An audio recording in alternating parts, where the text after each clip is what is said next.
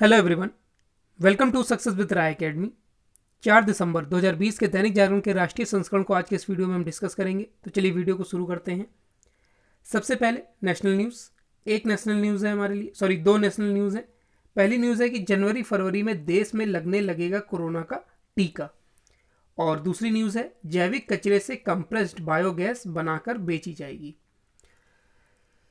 पहली न्यूज से शुरू करते हैं। अखिल भारतीय आयुर्विज्ञान संस्थान के निदेशक डॉक्टर रणदीप गुलेरिया ने कहा है कि देश में इस महीने के अंत तक या अगले माह जनवरी में कोरोना का टीका उपलब्ध हो जाएगा और इसे आपातकालीन इस्तेमाल की मंजूरी मिल सकेगी। जनवरी के अंत या फरवरी के शुरुआत में टीकाकरण कार्यक्रम शुरू हो जाएगा। उन्होंने बताया कि भारत के पास 2-3 टीके के विकल्प हैं। एम्स के निदेशक ने बताया कि पूरे देश को टीकाकरण की जरूरत नहीं है, क्योंकि 50 से 60% आबादी का टीकाकरण करने के बाद कोरोना वायरस की चेन टूट सकती है। उन्होंने बताया कि सीरम इंस्टीट्यूट और भारत बायोटेक के टीके का तीसरे चरण में ट्रायल चल रहा है। इस महीने के अंत तक ये उपलब्ध हो जाने चाहिए और नए साल की शुरुआत में इसके आपातकालीन इस्तेमाल की मंजूरी मिल जानी चाहिए। नेक्स्ट है जैविक कचरे से कंप्रेस्ड बायोगैस बनाकर बेचेंगे। हरियाणा के अंबाला में जैविक कचरे से कंप्रेस्ड बायोगैस यानी कि सीबीजी और खाद बनाने की अत्याधुनिक मशीनें शहजादपुर ब्लॉक स्थित गांव जटवाड़ में लगाई गई हैं। प्लांट में रोजाना 50 टन जैविक कचरे, सड़ी गली सब्जियों, पोल्ट्री वेस्ट और इत्यादि से 1200 किलो कंप्रेस्ड बायोगैस और 20 टन खाद तैयार की जाती है। इससे पुआल का भी जैविक कचरे के साथ इस्तेमाल कर बायोगैस और खाद बनाई जा सकेगी। यहां स्थापित प्लांट में लगभग 7 करोड़ की लागत वाली विशेष क्रशर मशीन जर्मनी से लाई गई है। दावा है कि भारत में यह अपनी तरह की पहली मशीन है। संयंत्र को संचालित करने वाली कंपनी नेक्स्ट जेन एंजेरिया लिमिटेड का कहना है कि हरियाणा के सभी जिलों में कुल मिलाकर 250 प्रोडक्शन प्लांट और 120 सीबीजी पंप लगाने की योजना है। तो ये नेशनल पेज की दो न्यूज़ थी। नेक्स्ट पेज पर आते हैं। नेक्स्ट पेज है इंटरनेशनल पेज। इंटरनेशनल पेज में एक न्यूज़ है, भारतीय अमेरिकी गीतांजलि बनी टाइम्स की किड ऑफ द ईयर। भारतीय मूल की अमेरिकी नागरिक गीतांजलि राव को अमेरिका की प्रतिष्ठित टाइम्स मैगजीन ने किड ऑफ द ईयर चुना है। 15 वर्षीय राव के विज्ञान और तकनीक के क्षेत्र में उत्कृष्ट कार्यों के लिए उन्हें यह खिताब दिया गया है। गीतांजलि ने साइबर बुलिंग की पहचान के लिए ऐप बनाया है। इसके अलावा उन्होंने दूषित जल और अफीम की लत की क्षेत्र में भी अपना तकनीकी योगदान दिया है। टाइम्स पत्रिका ने पहली बार प्रतिभावान बच्चों के चुनाव का आयोजन किया है। किड्स ऑफ द ईयर के 5000 से अधिक नामांकनों में से होनहार विज्ञानी और शोधकर्ता गीतांजलि राव को चुना गया। टाइम्स के ताजा अंक में गीतांजलि को न सिर्फ कवर पेज पर स्थान मिला है, बल्कि उनका इंटरव्यू खुद हॉलीवुड अभिनेत्री और सामाजिक कार्यकर्ता एंजेलिना जोली ने लिया है। नेक्स्ट पेज पर आते हैं। Business page. बिजनेस पेज में एक न्यूज़ है हमारे लिए, महंगाई का डर हावी, ब्याज दर घटने की उम्मीद नहीं। पिछले 2 मौद्रिक समीक्षाओं की तरह शुक्रवार को घोषित होने वाली नीतिगत ब्याज दरों में कटौती की संभावना कम है। कोरोना संकट के दौरान घरेलू मांग पर भारी असर पड़ने के बावजूद खुदरा महंगाई दर 7% के आसपास बनी रहने के वजह से ब्याज दरों को लेकर आरबीआई की तरफ से ज़्यादा सतर्कता बरतने की संभावना है। चालू वित्त वर्ष के दौरान दूसरी तिमाही के आर्थिक आंकड़ों के मद्देनजर आरबीआई पूरे साल के आर्थिक विकास दर को लेकर भी अपनी सोच जाहिर करेगा। RBI governor doctor Shaktikanta Das की अध्यक्षता में मौद्रिक नीति समीक्षा समिति की बैठक इस सप्ताह बुधवार को चल रही है। 3 दिनों की बैठक के बाद इसमें लिए गए फैसलों का ऐलान शुक्रवार को किया जाएगा। जानकारों के मुताबिक महंगाई दर के अलावा बैंकिंग व्यवस्था में जरूरत से ज़्यादा तरलता की उपलब्धता की वजह से भी ब्याज दरें घटाने का फैसला होने की उम्मीद कम है। नेक्स्ट पेज है एडिटोरियल पेज। एडिटोरियल पेज में 3 आर्टिकल हैं। पहला आर्टिकल है विकराल होता लव जिहाद का जाल। सशस्त्र जिहाद की तरह लव जिहाद भी एक अंतर्राष्ट्रीय समस्या है, जिसमें दूसरे धर्म की लड़कियों का विवाह के जरिए धर्मांतरण की मुख्य मकसद है। इसी पर लिखा गया आर्टिकल, और यह आर्टिकल लिखा है राजनीतिक शास्त्र के प्रोफेसर शंकर शरण द्वारा। दूसरा आर्टिकल है जुझारूपन से ही संवरती है जिंदगी। जो लोग मुश्किलों को आगे बढ़ने के अवसर के रूप में लेते हैं, वे परेशानियों को बेहतर तरीके से परास्त कर पाते हैं। इसी पर लिखा गया आर्टिकल, और यह आर्टिकल लिखा है पूर्व कुलपति और शिक्षाविद गिरीश्वर मिश्र द्वारा। तीसरा आर्टिकल है सस्ती राजनीति का उदाहरण। किसान आंदोलन पर जो राजनीति विपक्ष द्वारा की जा रही है उसी पर लिखा गया है ये आर्टिकल। पहले आर्टिकल से शुरू करते हैं। पहला आर्टिकल है, हाल में उत्तर प्रदेश सरकार ने लव जिहाद के खतरे से निपटने के लिए एक अध्यादेश जारी किया है। 2-3 और राज्य इसके खिलाफ कानून बनाने की तैयारी कर रहे हैं। विडंबना देखिए कि इससे कुछ लोग हिंदुत्व का दुष्प्रचार बता रहे हैं। वे ये देख रहे हैं कि वर्षों से Catholic bishop council, Syro Malabar church जैसी ईसाई संस्था भी इस पर चिंता जता रही हैं। लव जिहाद का मुद्दा भी सबसे पहले दिग्गज वामपंथी नेता वीएस अच्युतानंद ने 10 साल पहले उठाया था। फिर केरल के ही कांग्रेस मुख्यमंत्री ओमान चांडी ने 25 जून 2012 को विधानसभा में बताया कि गत 6 वर्षों में वहां 2667 लड़कियों को इस्लाम में धर्मांतरित किया गया। केरल हाई कोर्ट ने भी 2009 में लव जिहाद पर सुनवाई में कहा कि झूठी मोहब्बत के जाल में फंसकर धर्मांतरण का खेल केरल में वर्षों से संचालित किया जा रहा है।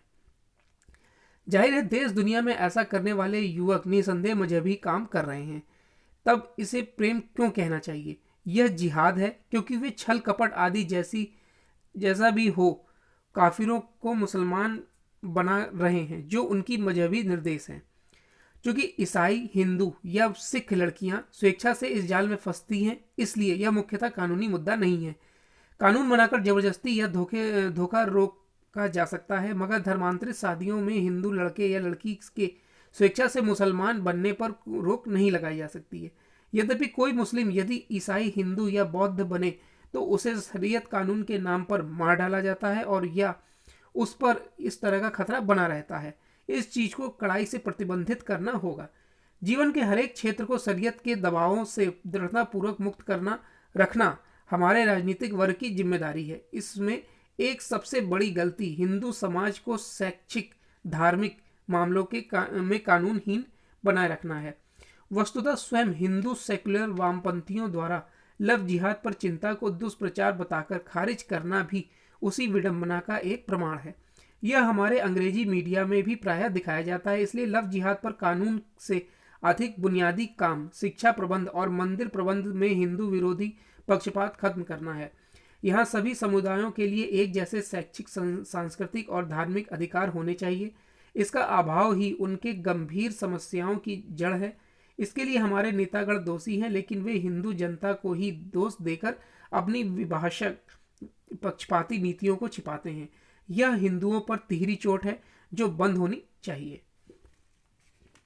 नेक्स्ट आर्टिकल है, जुझारूपन से ही संवरती है जिंदगी। अचानक आई कोरोना महामारी और उससे पहले कई वर्षों से परेशान करते आ रहे प्रदूषण ने आम आदमी की मुश्किलें कई गुना बढ़ा दी हैं। इस दौर से सेहत से लेकर आर्थिक दुश्वारियों की अनगिनत दर्दनाक दास्तानें सुनने को मिलती हैं। हालात से उबरने की प्रेरक कहानियां भी सामने आई है। ऐसे में यह प्रश्न स्वाभाविक है कि ऐसी कठिन परिस्थितियों से उबरने का कारगर उपाय क्या हो।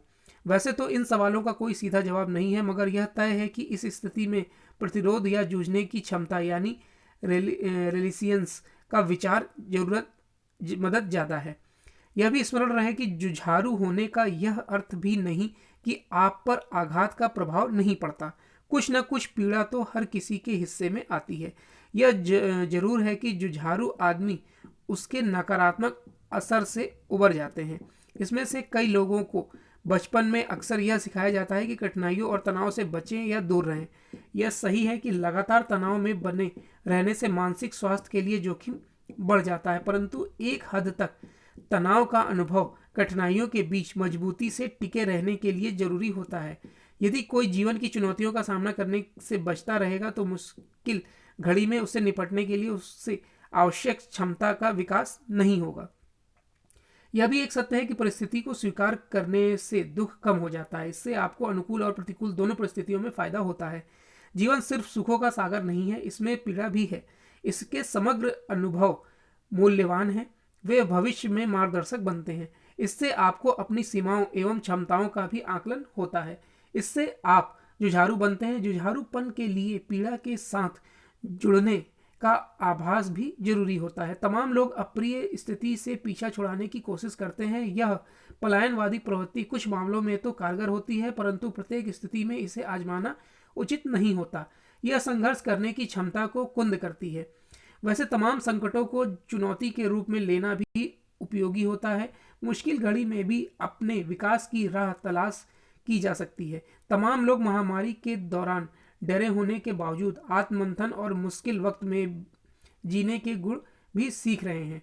जो लोग मुश्किलों को आगे बढ़ाने के अवसर के रूप में लेते हैं, वे परेशानियों से बेहतर तरीके से निपट पाते हैं। लोग तनाव और त्रासद परिस्थितियों से सीखकर नई ऊर्जा और उत्साह पाते हैं। इस स्थिति में आशावाद, साहस, धर्म, धैर्य, क्षमा, प्रेम, अध्यात्म, हास्य, आत्मशक्ति का उपयोग, कृतज्ञ तथा दया जैसी भावनाएं स्वास्थ्यवर्धक और कल्याणकारी साबित होती हैं।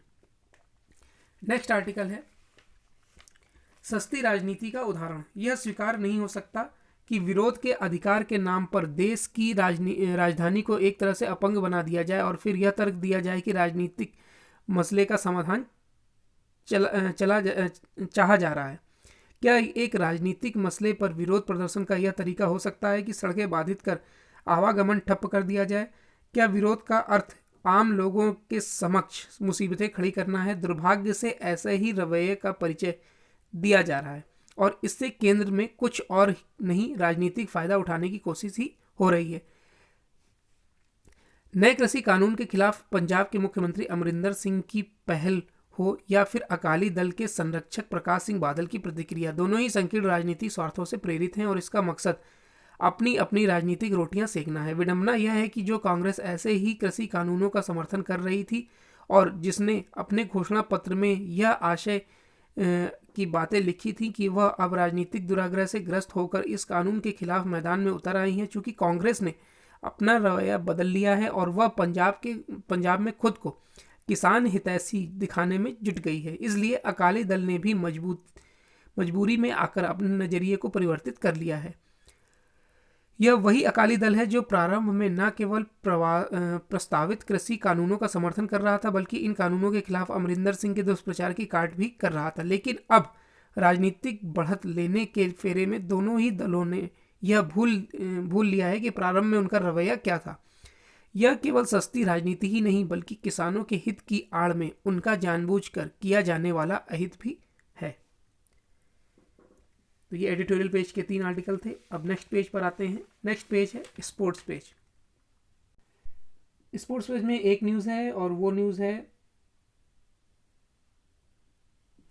उत्तर प्रदेश के अर्जुन द्रोणाचार्य विजेताओं को हर महीने मिलेंगे 20,000 रुपए।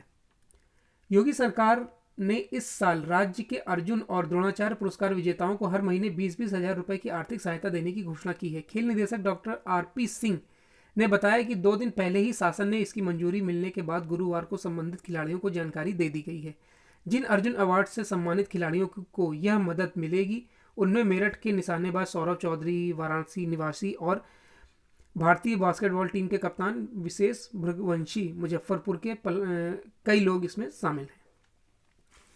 तो ये आज का यानी 4 दिसंबर 2020 का दैनिक जागरण का राष्ट्रीय संस्करण था। आई होप आपको वीडियो अच्छा लगा होगा। अगर आपको वीडियो अच्छा लगा हो तो लाइक और शेयर कर दीजिएगा। वीडियो देखने के लिए धन्यवाद।